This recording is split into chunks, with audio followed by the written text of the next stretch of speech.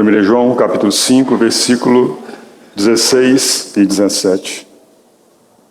Ó Deus bendito, Deus querido, nosso Pai em Jesus Cristo, a Ti oramos, a Ti reverenciamos, a Ti damos todo louvor, honra e glória, porque a Ti pertence tudo isso.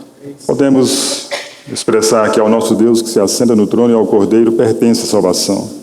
Pertence o louvor, a honra, a glória, as ações de graças e a sabedoria. Oramos a Ti, ó Deus, pedindo que o Senhor nos auxilie na leitura e na meditação da Tua palavra. Possamos ser instruídos e crescer na graça e no conhecimento de Jesus Cristo, para sermos fortalecidos para caminhar nesses últimos dias, antes da manifestação do Teu amado Filho, nosso Senhor. É no nome dele que oramos. Amém. 1 João 5, versículos 16 e 17. Se alguém vir a seu irmão cometer pecado não para a morte, pedirá e Deus lhe dará vida aos que não pecam para a morte. Há pecado para a morte, e por esse não digo que rogue. Toda injustiça é pecado, e há pecado não para a morte. Nós temos aqui a segunda dedução que o apóstolo tira dessa grande doutrina da questão da salvação, ou melhor, da certeza da salvação e da posse da vida eterna. Os irmãos se lembram que no versículo 13, João claramente, ele nos instrui que havia escrito esta epístola a fim de que os seus leitores, a fim de que os irmãos soubessem que tinham a vida eterna, que possuíam a vida eterna, todos aqueles que creram no Filho de Deus. Então, esse é o motivo que ele escreveu essa carta. Essa era a preocupação do apóstolo João. Esse é o tema principal, a coisa mais importante que ele queria deixar com os irmãos e, de fato, também para todos nós que cremos no Senhor Jesus. É a coisa mais importante do mundo, saber que temos a vida eterna. Ou seja, o cristão não pode passar por esta vida, por esse tempo que temos neste mundo, sem ter essa garantia, sem ter essa segurança, sem ter essa confiança a respeito da vida eterna em Cristo Jesus. E João, então, coloca isso na sua epístola, tem colocado, tem abordado esse assunto de várias maneiras, e diante disso, dessa certeza da salvação, dessa confiança que temos, de que temos a vida eterna, ele começa o assunto sobre a oração. E ele falou isso no versículo 14, no versículo 15, que a confiança que temos para com Ele, que se nós pedirmos alguma coisa a Deus, nós podemos estar certos de que ouviremos, seremos respondidos. E ele elaborou então essa primeira dedução a respeito da oração, ou a oração a favor das nossas necessidades, a oração a favor daquilo que nos é pessoal. E quando lidamos com as dificuldades deste mundo, podemos então entrar na presença do Senhor. Essa é a primeira dedução. Uma vez que sabemos que temos a vida eterna, nós podemos orar com confiança. João vai falar aí no versículo 19, que o mundo jaz no maligno. Ele diz que é uma das coisas que o cristão também deve saber, mas isso nós falaremos mais à frente. Mas sabendo então que também o cristão sabe que o mundo está no maligno, jaz no maligno, ele então ora por causa disso. Porque ele pode ter confiança, uma vez que tem a vida eterna, sabe que tem a vida eterna, ele ora então por si, pelas suas necessidades. Irmãos, e vejam, percebam que quando estamos cercados por provações e tentações, o que pode ser mais importante do que o fato de sabermos o caminho para a presença do Pai, o caminho para irmos diante dele em confiança. Isso é uma segurança para nós outros. Então essa é a primeira dedução que João tira a respeito do versículo 13, de termos e sabermos que temos a vida eterna. Todavia, ele não para nisso. Ele tem uma segunda dedução que ele tira sobre isso, que é a oração, ou a nossa oração pelos irmãos, a nossa oração pelos outros, pelos irmãos, pelas irmãs. Essa é a segunda dedução que ele tira. João, ele é um sábio escritor, inspirado pelo Espírito Santo, guiado por Deus, e ele sabe claramente que a questão da manifestação de você saber que tem a vida eterna, ou de você saber que, ou de você dizer que crê em Deus, que crê no Filho, que tem o Espírito Santo habitando em si, você vai realmente fazer isso, você vai praticar a oração, particularmente, pelos seus próprios pelas suas próprias necessidades, pelos seus próprios desejos, mas acrescente-se a isso que você também vai orar pelo seu irmão. E é o que ele coloca no versículo 16: se alguém vir a seu irmão cometer pecado para a morte, pedirá. Ou seja, ele vai orar, ele vai interceder pelo seu irmão.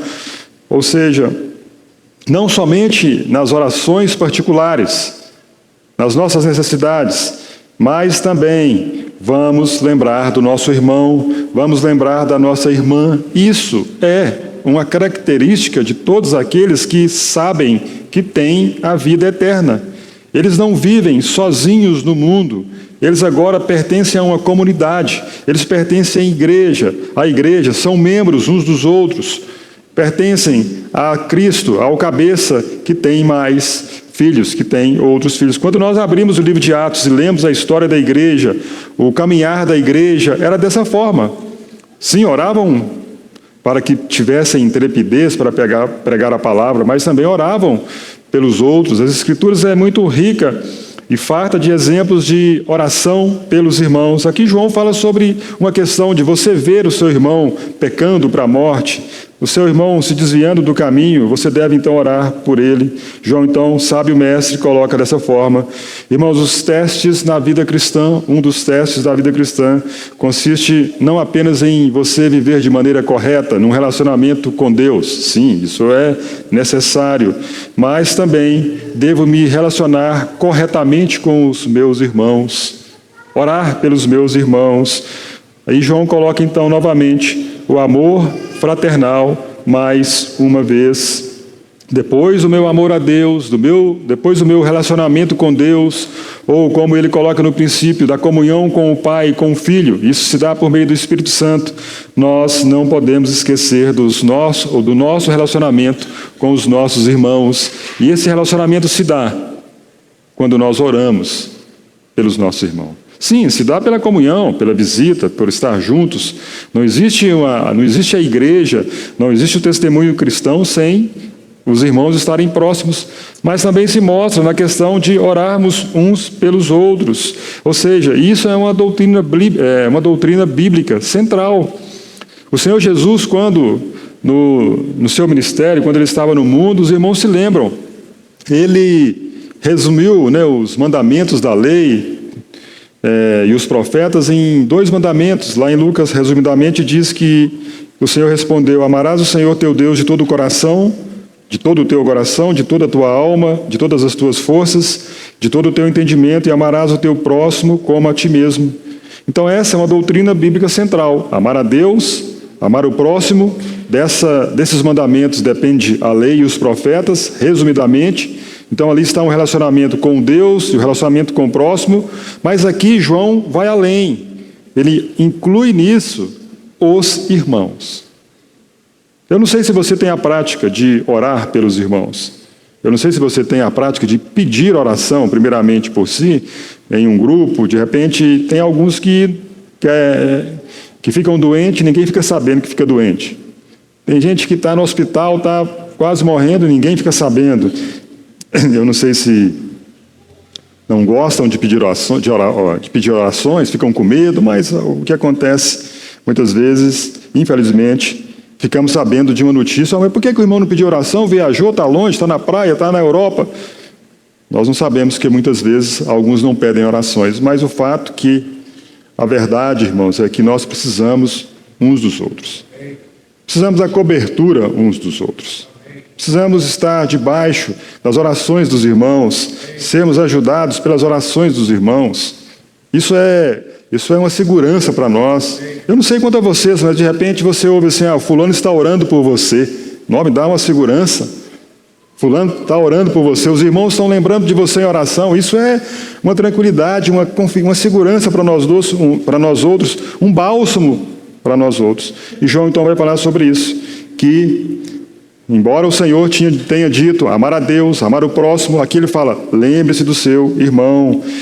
A referência é a irmandade cristã, aqueles que são membros da mesma família da fé, da mesma família de crentes. Na nossa caminhada cristã, irmãos, irmãs, nós não vamos deixar de passar por isso. Devemos nos preocupar com nós mesmos, com a nossa condição, com a nossa vida diante de Deus, mas também devemos ver os nossos irmãos, o povo cristão, o povo de Deus, como membros da Igreja de Cristo, e se importar e orar por eles.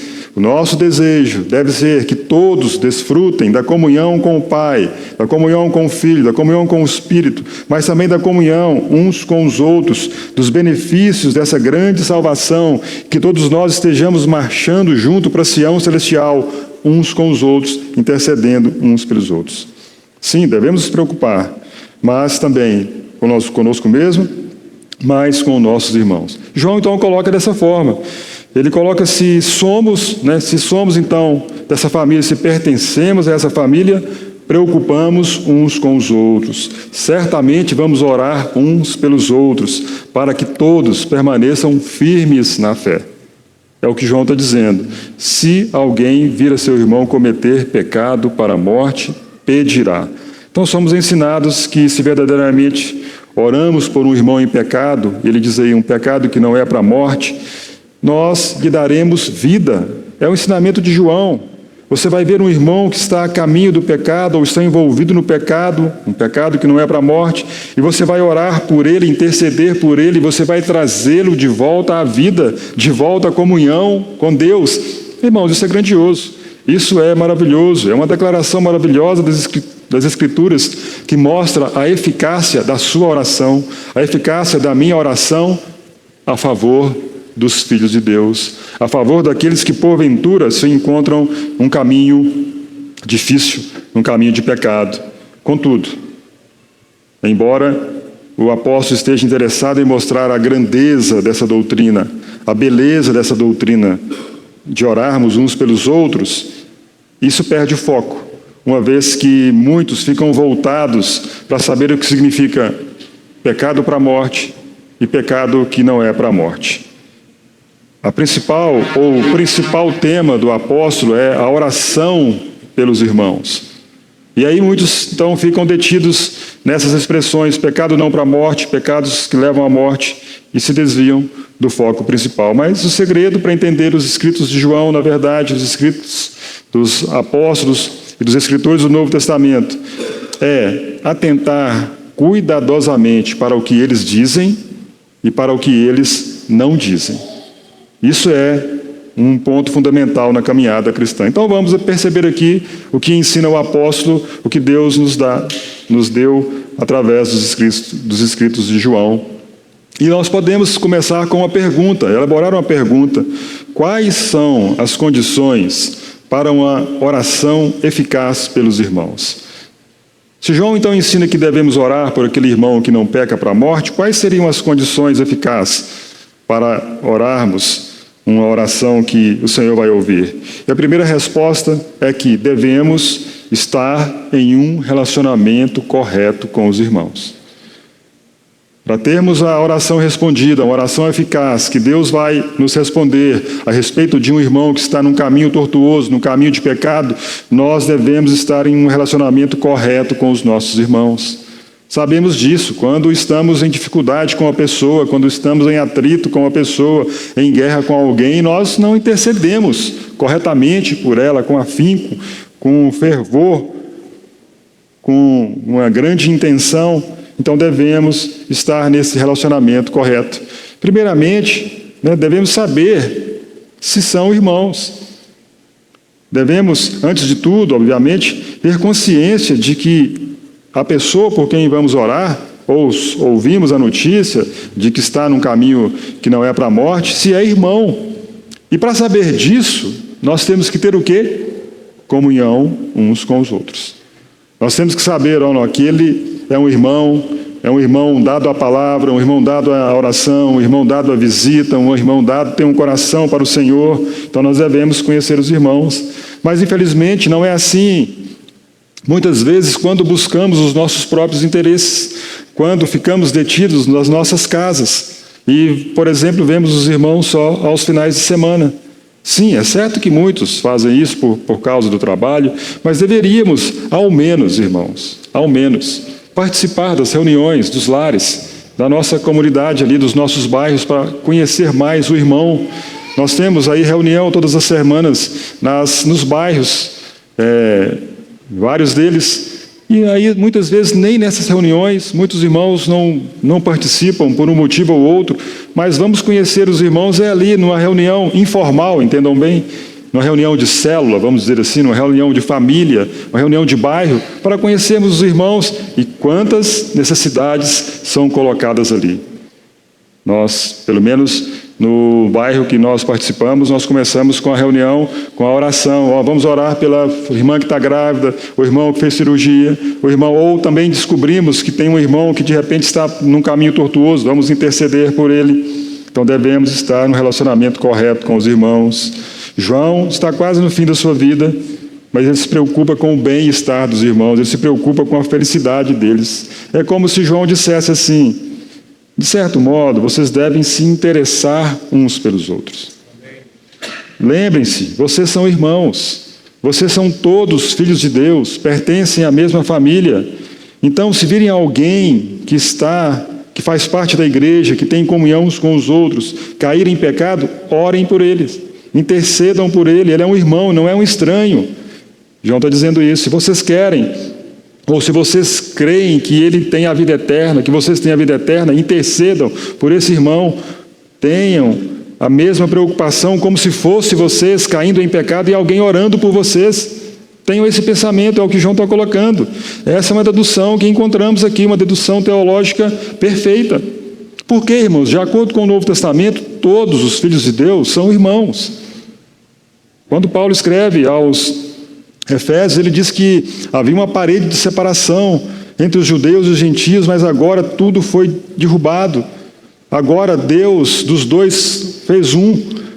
Judeus e gentios pertencem ao mesmo corpo, pertencem a Deus, todos são filhos de Deus. Também não há diferença entre grego, bárbaro, cita, livre, todos pertencem à mesma família cristã. Não são estranhos. Então, é uma dedução que João coloca. Devemos ter consciência que somos todos irmãos e irmãs. Pertencemos ao mesmo Pai, pertencemos ao mesmo Deus. Estamos juntos caminhando para Sião, para a nossa cidade celestial. Compartilhamos da mesma natureza divina. É muito grato, é muito feliz, né? Para todos nós, é muita alegria nós sabemos que, tem um irmão ali, chega num lugar, tem outro irmão. Irmãos, sabemos. E devemos então interceder por isso. Temos uma íntima relação de sangue hoje. Irmãos, hoje nós temos uma íntima relação de sangue, por assim dizer. E nada pode ser mais profundo e mais forte do que isso. Um irmão de uma determinada família, outro irmão de outra determinada família. É um Pinheiro aqui, é um Ribeiro ali, é um Silva ali, é um Santos ali, é um Crispim do outro lado, Oliveira de outro, todos agora pertencem à família de Deus. Hoje o sobrenome que levamos é Márcia dos Santos, Natal dos Santos de Deus. Se tivéssemos sobrenome, seria esse: Natal dos Santos de Deus, Alberto dos Santos de Deus, Reginaldo dos Santos de Deus, e estaríamos todos na mesma, porque pertencemos todos à mesma família. Vivemos em uma família, devemos então nos preocupar uns com os outros, o interesse de uns pelos outros, devemos ter uma preocupação verdadeira com os irmãos. É como aquele texto que diz em Gálatas 6,10: por isso, enquanto tivermos oportunidade, façamos o bem a todos, mas principalmente aos da família da fé. Ali está falando de comer, beber, vestir, de você ajudar os irmãos, mas então percebam isso, principalmente aos da família da fé. E aqui João está colocando: se você vir um irmão que comete pecado, não para a morte, você pedirá. Então, naturalmente, João não quer também que, com isso, que sejamos intrometidos, né? Muitos irmãos, eles muitas vezes são intrometidos na vida alheia. Tem cristão que resolve a vida do outro não sentar numa mesa, mas não resolve a sua vida própria. Ele bate o olho no irmão: nossa, aquele irmão, se ele fizesse assim, assado, aquilo outro, não, o irmão está cego. Aí a gente decide a vida do irmão num café de 10 minutos na padaria, mas a nossa vida a gente não consegue resolver, não resolvemos a própria vida. Então, não sejamos intrometidos, mas façamos o que João diz: se vir a seu irmão cometer pecado não para a morte, você vai orar, você vai interceder. Então, assim como naturalmente somos interessados pelos da nossa família natural, pelos nossos irmãos de sangue, lá na família Ribeiro, na família Oliveira ou Pinheiro, nós devemos agir com os irmãos na família cristã. Se um irmão estiver em pecado, se soubermos que um irmão está em pecado, devemos estar preocupados com ele. Aqui, irmão, não é dizermos: ele que criou esse problema, ele que se dane, ele que colha o fruto do seu pecado. Não, não. Quando o membro estiver em pecado, devemos todos estar preocupados com ele. Na sua família não tem ninguém, porventura, que de repente está desviado? E não há uma reunião, de repente, para vocês tentarem ajudá-lo? Por exemplo, que é alcoólatra, por exemplo, que se enveredou pelo caminho das drogas, e vocês não se reúnem e querem ajudá-lo? Pensem ou tragam isso multiplicado pela questão cristã, pela família cristã. Então devemos nos entristecer por aquele irmão que está perdendo tanto, se afastando, caindo em pecado, deixando o Senhor, deixando os caminhos do Senhor, trazendo infelicidade e problemas para si mesmo. Devemos ver que ele está se colocando num caminho tortuoso, e certamente Deus vai visitá-lo, e ele vai experimentar o castigo e a punição de Deus. Então devemos preocupar com esse irmão. Ô irmão, espera aqui, vem cá, esse caminho que você está levando aí, se você não sabe, isso aí é um problema. Não é nós dizermos: esse camarada vai trazer problema para nós, deixa ele para lá, ele que arque com as consequências de seus atos. Não. Na caminhada cristã, na vida de corpo, na vida da igreja, é totalmente diferente. Devemos procurar restaurar o irmão e não colocá-lo mais, ou uma pedra sobre ele, deixar ele por ali. Fique aqui, que dê trabalho, mas fica por aqui. Não. Devemos tentar restaurá-lo, porque as Escrituras, o ensino do Novo Testamento é claro sobre isso: levai as cargas uns dos outros, e assim cumprireis a lei de Cristo. Esse é um mandamento para nós. Quando lemos também em Filipenses, fala assim: não tenha cada um em vista o que é propriamente seu, senão também cada qual o que é dos outros. Tende em vós o mesmo sentimento que houve também em Cristo Jesus. Cristo Jesus, quando viu Pedro, ou quando ele soube que Satanás pediu por ele para provar a fé dele, ou mesmo quando ele negou o Senhor, ele foi atrás. Mesmo quando ele pecou, quando diz as Escrituras que ele falou palavras que não deveria ter falado, o Senhor foi restaurá-lo. Ou seja, tende em vós o mesmo sentimento que houve também em Cristo Jesus, um sentimento de que viu alguém que estava no caminho de morte e restaurou, trouxe a comunhão, intercedeu. Ele é um irmão, devemos nos preocupar, devemos procurar o seu bem-estar. Esse é o primeiro ponto que vemos nesse versículo, nos escritos de João. Devemos saber então, ou melhor, devemos primeiramente estar num bom relacionamento, saber quem é o irmão, saber se ele é irmão. Por que, irmãos? Isso. Porque talvez essa advertência para todos nós. Existem muitos falsos irmãos. Existem aproveitadores no meio do povo de Deus. João diz aqui, os irmãos se lembram, saíram do nosso meio, porque não eram dos nossos. Então, no meio do povo cristão, nós devemos ter cautela, simples como a serpente, prudente como as pombas. E em seguida, então, João coloca aí, versículo 16. Como? Simples como as pombas, prudente como as serpentes. Versículo 16. Se alguém vir a seu irmão cometer pecado não para a morte, pedirá.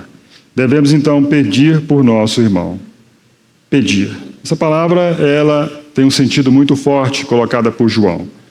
É uma palavra que verdadeiramente significa implorar. Significa que devemos ser insistentes em oração, que devemos estar sempre agonizando pelos nossos irmãos, para que ele saia daquele estado de pecado que João tem colocado aqui, um pecado não para a morte. Isso é o que João está dizendo. Vocês sabem que na vida de vocês, na experiência de vocês, eu na minha experiência, o que significa isso para nós? Uma oração fervorosa, uma agonia na oração. É quando a situação ou a condição para nós está difícil, é uma situação praticamente impossível e nós imploramos a Deus, nós agonizamos diante dele para que ele responda às nossas orações. João está colocando isso. Pedirá e Deus lhe dará vida. Então, João coloca que essa é a maneira que devemos orar pelos irmãos.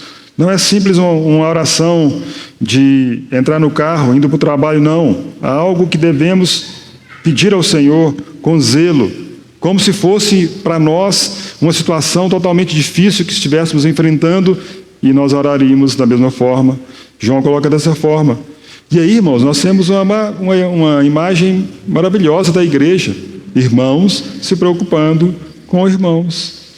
Então, como dissemos, a unidade cristã, ela não se dá somente com o relacionamento com o Pai, com o Filho, com o Espírito Santo. Não, se dá quando verdadeiramente estamos preocupados com os irmãos. E não somente os irmãos que estão firmes, não somente os irmãos que estão caminhando junto conosco, nas comunhões, nas alegrias, nos entretenimentos, mas também com esses que porventura estão em pecado ou estão num caminho tortuoso. Ela se mostra experimentalmente em nossa relação com esses irmãos. Ou seja, quando o irmão cai, nós devemos restaurá-lo com mansidão. As Escrituras dizem sobre isso. Lá em Gálatas 6 diz: irmãos, se alguém for surpreendido em alguma falta, vós que sois espirituais, corrigiu com espírito de brandura, e guarda-te para que não sejas também tentado. Então as Escrituras ensinam dessa forma.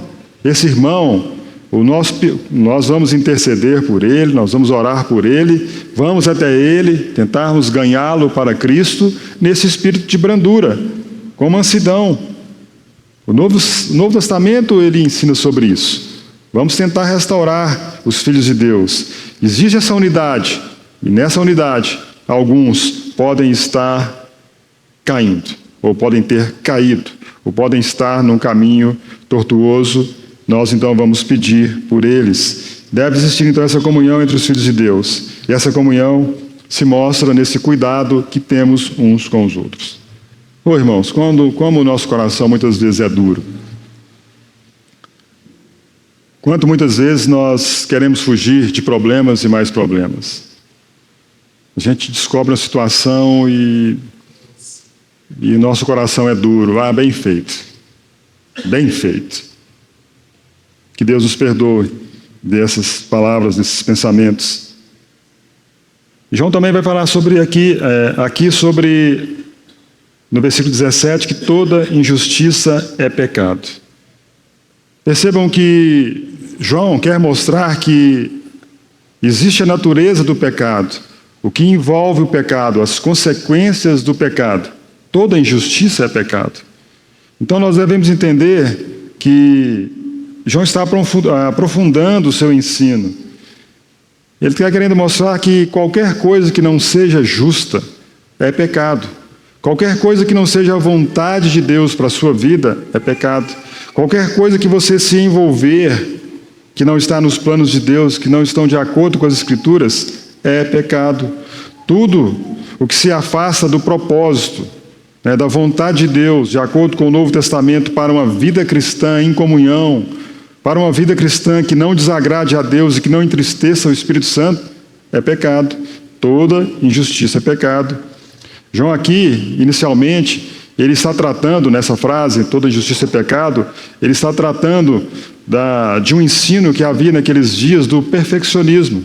Aquelas pessoas que diziam que não importava você pecar, não importava, de repente, você praticar a prostituição, que havia um ensino muito sério naqueles dias do gnosticismo, e aqueles entendidos nesse movimento, eles diziam que se alguém pecasse, estava pecando com o corpo, com a parte do corpo humano, não necessariamente com o espírito onde o próprio Deus estaria habitando. Então não tinha problema pecar com o corpo, a prostituição, a mentira, tudo mais, não. Eles ensinavam assim, que existia um perfeccionismo no espírito, mas João muito claramente coloca, toda injustiça é pecado.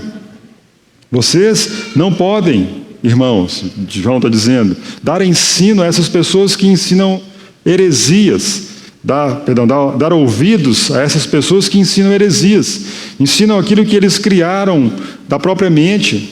Não, as Escrituras são muito claras, diz João, existe o pecado, existe aquilo que nos afasta de Deus. No capítulo 1 ele diz, se alguém diz que não tem pecado, é mentiroso. Se confessarmos os nossos pecados, ele é fiel. João está tratando de tudo isso na sua epístola, e existem alguns que dizem que pode pecar, que existe a perfeição com o pecado, uma vez que o Espírito é onde Deus habita. Então esse ensino era corrente naqueles dias, uma falsa doutrina, um falso ensino. Ao contrário, a Escritura é muito clara, quando lemos, por exemplo, Tessalonicenses, capítulo 5, diz sobre isso, o nosso espírito, alma e corpo serem encontrados íntegros na manifestação do nosso Senhor. Então, ali em 1 Tessalonicenses 5:23 diz o seguinte, o mesmo Deus da paz vos santifique em tudo, e o vosso espírito, alma e corpo sejam conservados íntegros e irrepreensíveis na vinda de nosso Senhor Jesus Cristo. Essa é a natureza do pecado. O pecado, então, vai fazer com que o homem abandone Deus, saia dos caminhos de Deus, fuja de Deus. Como diz o Velho Testamento, os vossos pecados fazem separação entre vós e o vosso Deus. E aqui João diz que toda injustiça é pecado nesse sentido. João está enfatizando para que não se dê ouvidos a ensinos falsos. Irmãos, pecado é pecado. Não dê outro nome ao pecado. Não fala que foi uma fraqueza, ou que foi uma leviandade, Não, pecado é pecado. A mentira é pecado. E tem que ser tratado como pecado. O adultério é pecado, tem que ser tratado como pecado. E tantas outras coisas nas Escrituras. Se vermos um irmão fazendo algo que é claramente errado, que é pecado, devemos então orarmos inicialmente por ele. Devemos tentar trazê-lo à comunhão, a comunhão primeiramente com Deus, a comunhão com os santos. Não existe essa questão de minimizar os pecados. O pecado é uma violação dos mandamentos de Deus, é errar o alvo. E muitos, infelizmente, podem estar por esse caminho. Irmãos, nós sabemos que o resultado de uma conduta em pecado é, inicialmente, uma separação de Deus. Graças a Deus, o Espírito Santo ainda age nas nossas vidas e Ele nos diz, ei, acorda, perceba o que você está fazendo. E nós sabemos quando pecamos, a nossa comunhão com Deus diminui. Se você persistir em um pecado, tomara que não seja assim com você e nem comigo, você sabe o que acontece. A persistência no pecado, num caminho de pecado, é fazer o quê? Diminuir a leitura, diminuir a oração, diminuir a comunhão com os irmãos. O resultado de uma conduta em pecado que nos separa de Deus, inicialmente interrompe a nossa comunhão com Deus, aquele que nos comprou, aquele que por meio do seu Filho enviado nos constituiu todos em família. Percebam que João, quando escreve o seu Evangelho, a vida eterna é essa, que te conheçam a ti como o único Deus verdadeiro e a Jesus Cristo, a quem tu enviaste. Vejam então essa comunhão, conheçam a ti como o único Deus verdadeiro. Esse é o caminho do cristão, essa é a vida que Deus tem para todo filho de Deus, que dia a dia o Filho de Deus tenha o conhecimento de Deus. Mas uma vez que ele entra em pecado que não é para a morte, o que vai acontecer?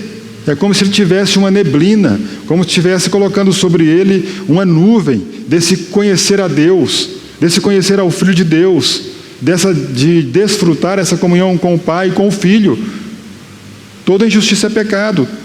O pecado tem as suas consequências. Irmãos, não pensemos que não colheremos frutos ou consequências do pecado. A Bíblia é muito clara. Aqueles que andam no pecado, né? De Deus não se zomba. O que o homem semear, ele vai colher.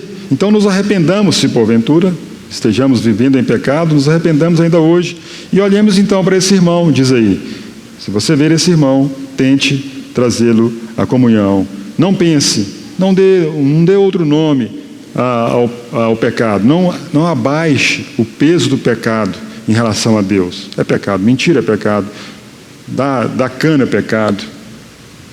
O que mais que é pecado? Muita coisa é pecado. Existe muito pecado por aí, né? Tem muito pecado. E às vezes nós estamos envolvidos. Prostituição, lascívia, impureza, desejo maligno, avareza, que é idolatria. Quantos pecados são mencionados nas Escrituras? Nós voltamos aí um pouco lá em Gálatas capítulo 6, capítulo 5, né? Nós temos uma lista do que não deveria ser encontrado no cristão. Ora, as obras da carne são conhecidas e são prostituição, impureza, lascívia, idolatria, feitiçaria, inimizades, porfias, ciúmes, iras, discórdias, dissensões, facções, invejas, bebedices, glutonarias e coisas semelhantes a essas, a respeito das quais eu vos declaro, como já outrora vos preveni, que não herdarão o reino de Deus os que tais coisas praticam. Gálatas 5, versículo 19 em diante. Vejam a lista. Então isso é pecado, não podemos diminuir como, foi uma fraqueza, não. Quando pecamos, há uma nuvem, há uma separação do nosso conhecimento de Deus, da nossa comunhão com Deus e certamente da comunhão com a palavra, da comunhão na oração, da comunhão com os irmãos. Não queremos ver os irmãos, nós imaginamos que todo mundo já está sabendo do pecado que porventura cometemos. Esse é o efeito do pecado. Interrompe a abençoada comunhão dos filhos de Deus com Deus e também dos filhos de Deus com os outros irmãos. Perdemos a comunhão. Toda injustiça é pecado. Irmãos, que terrível afirmação João está colocando aqui a respeito disso.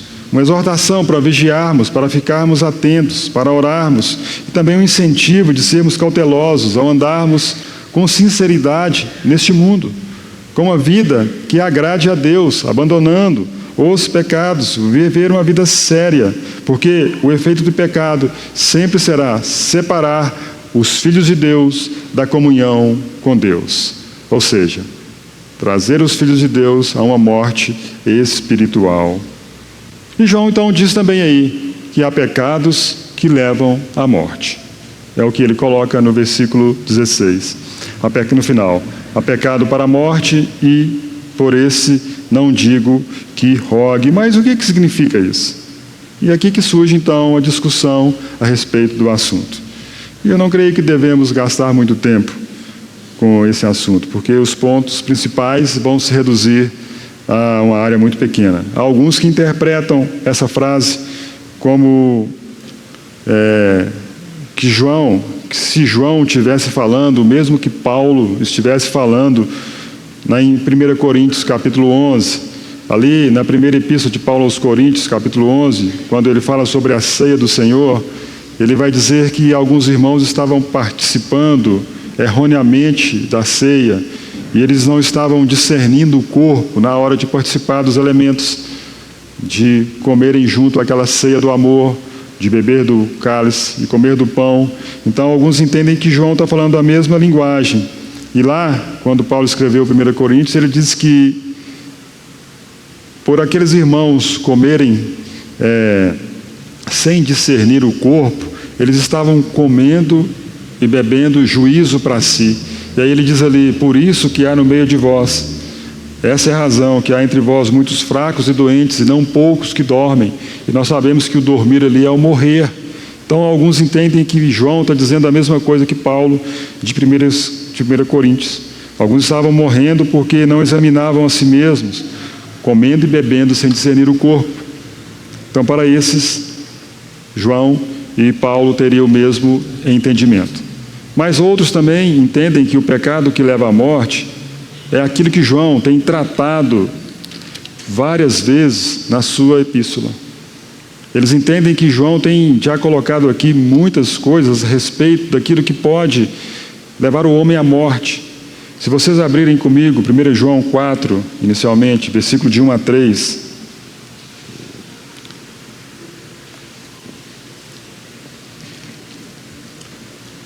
João vai falar sobre a doutrina dos anticristos, que ele tanto enfatiza na sua epístola. E os irmãos entendem então que esse pecado para a morte seria o que João tem tratado dessa forma. Então aí em 1 João 4, de 1 a 3 diz: amados, não deis crédito a qualquer espírito. Antes provai os espíritos se procedem de Deus, porque muitos falsos profetas têm saído pelo mundo fora. Nisto reconheceis o Espírito de Deus. Todo espírito que confessa que Jesus Cristo veio em carne é de Deus. E todo espírito que não confessa a Jesus não procede de Deus. Pelo contrário, este é o espírito do anticristo, a respeito do qual tendes ouvido que vem e presentemente já está no mundo. No capítulo 2, João também tinha falado sobre isso. Vejam os versículos 18 e 19.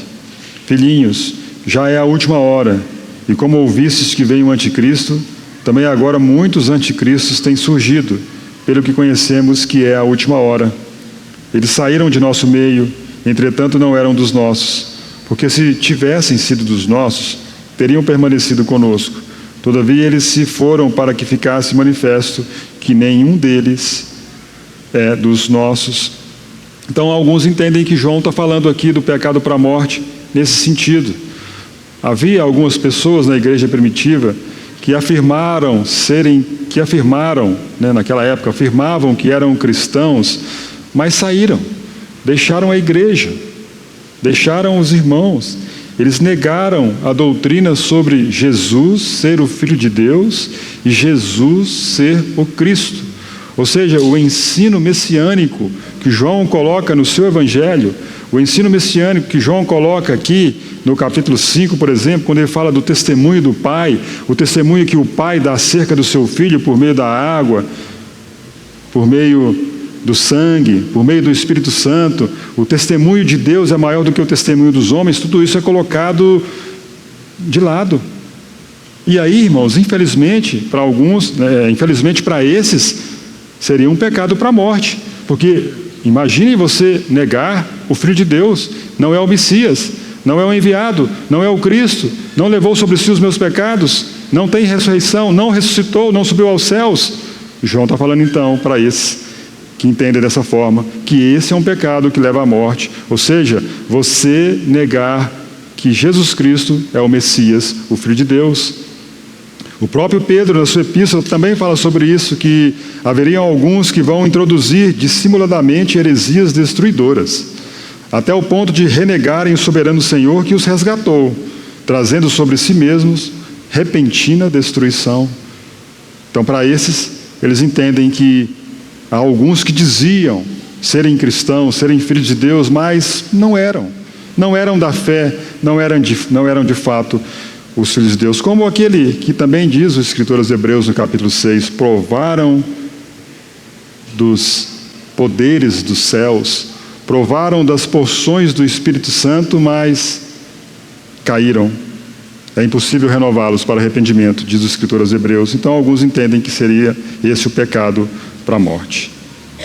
Eles entendem aqui o ensinamento que o Senhor Jesus deu nos evangelhos, lá em Mateus 12 fala sobre isso, quando os fariseus viram um grande sinal, viram uma grande obra do Senhor e disseram que ele fez aquilo por meio de Beelzebu, por meio de demônios. E ali então nos é dito sobre a blasfêmia contra o Espírito Santo, que não tem perdão nem neste mundo, nem no vindouro. Alguns também interpretam dessa forma. Irmãos, não deixemos de ver a floresta por causa da árvore. Mas o ditado correto é não ver a floresta por causa das árvores. Que significa estar focado ou tão focado nos detalhes, ou seja, nas árvores, está tão focado em um problema ou situação que se perde de vista o quadro geral com um significado mais amplo, a floresta. Essa é uma metáfora para incapacidade de entender ou resolver algo porque se está excessivamente preso a aspectos menores e imediatos. O que João está tratando nesse texto? Qual é o foco principal de João? Isso devemos pegar. Ele diz então, se alguém vir a seu irmão cometer pecado não para a morte, pedirá e Deus lhe dará vida. O que João está deixando como foco principal nesses versículos? ore pelos irmãos. Ore por aqueles que você vê em caminhos tortuosos, em caminho de pecado, que estão cometendo pecado. Porque, irmãos, não tem como você definir qual é o pecado para a morte, lendo os evangelhos, lendo o Novo Testamento. Se você souber qual é o pecado para a morte, você é um diferenciado. Perguntei a um irmão essa semana, falei que ia compartilhar ele. João não deixou, né? As Escrituras não são claras sobre esse pecado para a morte. Pode ser, é a prostituição? Não é a prostituição. É a lascívia? Não é a lascívia. É o assassino? Não é o assassinato? Não é. Ou seja, então qual é o pecado para a morte? Então, não vamos focar nisso. Não vamos esquecer, deixar de ver a floresta por causa de uma árvore. O ensino principal de João é: ore por seu irmão que está caindo em pecado. Devemos orar por eles, para que Deus tenha misericórdia e compaixão desses irmãos. Como diz João aí, pedirá e Deus lhe dará vida. Esse é o foco principal, a oração pelos nossos irmãos. Talvez, se o Senhor quiser te revelar, ou revelar a mim, qual é o pecado para a morte que João estava dizendo, no seu contexto, amém. Então Deus o restaurará. Então podemos orar com confiança, é o que João diz, e dar continuidade, pois certamente essa é a vontade de Deus, vermos alguém dos nossos irmãos em pecado, orarmos por ele. Percebam que podemos participar da restauração da vida dos nossos irmãos. Isso é uma maravilha na caminhada cristã. Por meio de Deus ouvir a nossa oração quando vamos pedir por nosso irmão. Eles continuarão conosco, eles serão restaurados nessa gloriosa marcha para Sião. Certamente nos regozijaremos juntos. Certamente esse irmão restaurado cantará conosco louvores a Deus pela sua restauração, porque houve alguém que se interessou por ele, que buscou ele, que foi lá na lama, como o Senhor foi atrás daquela ovelha que se perdeu, deixou as 99, foi lá, colocou no ombro, trouxe, e então restaurado na comunhão, continuaremos na caminhada junto à cidade celestial, uma vez que somos membros uns dos outros, pertencemos à mesma família, pertencemos ao mesmo Deus, e que o Senhor nos guarde de tropeçarmos, de darmos escândalos aos nossos irmãos, e que pratiquemos a palavra do Senhor, de restaurar os irmãos para uma vida alegre de comunhão. Amém? Glória a Deus por Jesus Cristo.